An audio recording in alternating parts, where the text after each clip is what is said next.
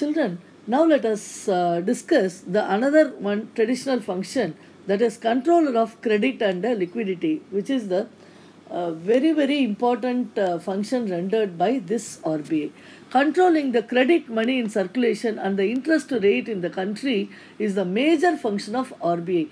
So depending on the upon the interest rate charged by the RBI on various fields and sectors, even the share market will reflect. It will reflect in the share market also, and the RBI has to keep in view the stability of the financial position of the government or country. So what it should do is it should act. It should be flexible by announcing the increase in the interest rate or decreasing the interest rate, like that. See, in this, two types of measures are followed by this RBI. First one is quantitative methods of credit control. See, the methods which influence the total volume of credit in Indian economy are called quantitative or general method. In that, first one is bank rate policy. See, the bank rate refers to that rate in which the RBI rediscounts the bill given by the scheduled banks. That is, listen, we the customers, the traders and businessmen will discount the bills of exchange. You will read in detail as a commerce student. You will read that just now you just understand this bills. Bills means that is instead of paying the amount, a bill will be drawn on the buyer or seller. So this is called a bill. So the bills can be, the businessman will discount, that is submit the bill to the commercial banks and will get the money for the rotation. Okay, these commercial banks, they will accumulate all the bills, and at one time they will just get the money from the RBI for its own money rotation. So the rate of discount and the rate of interest charged for this rediscounting of bills is there, and this is called the bank rate policy. This will be fluctuated over the period of time according to the inflationary or deflation situation. Next one is cash reserve ratio, that is CRR. It is abbreviated as CRR.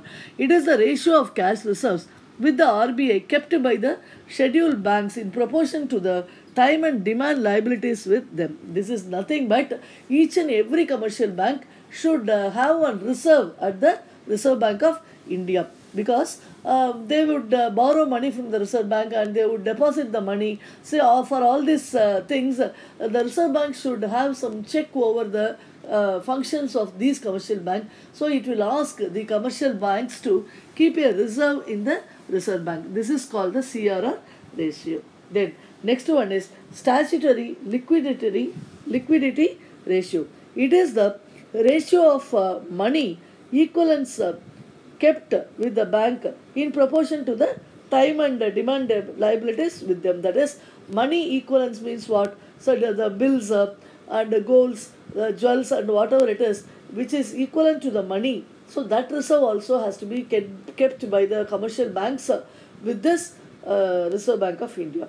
Then open market operations. The RBI directly buys and sells the securities and bills in money market, either to decrease the or to increase the total volume of money. This is called as open market operations. Okay, now let us discuss the qualitative credit control measures that are taken by this Reserve Bank of India towards the commercial banks and others.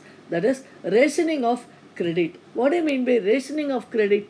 Maximum limit is fixed for lending on certain sectors or for specific purposes. For example, the credit, the loans, in which sectors it can be liberally given, or for which sectors it should be restricted. That would be decided only by the Reserve Bank of India according to the situation of the people and the situation of the country, whatever it is. For example, if a drought and famine conditions prevails in a particular area, means the agricultural credit will be flexible and it will be liquidated. So more and more agricultural credit will be given. If everything is settled and if the farmers are fertile and farmers are facing no problem, means that sector loan will be limited and some other sector will be given some importance. Likewise, then marginal requirement. It refers to the percentage of the value of securities submitted before the issue of loans. See, sometimes the RBI may instruct the commercial banks to have enough securities before giving the loans.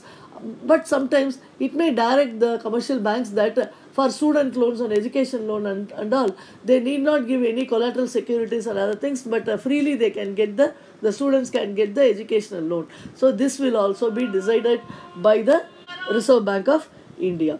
The next one is direct action. The RBI takes the corrective actions on any bank or banks that does not follow its guidelines. It is called direct action. That is, it will have a it will have some eye on all the functions of all the commercial banks. If any banks violate the rules and regulations levied by the RBI, then it will take some actions against those banks. Then moral suasion. What do you mean by moral suasion? RBI puts pressure on the banks towards the liberal or restricted lending during certain periods. So this is called moral suasion. These are the quantitative and qualitative measures taken by the Reserve Bank of India.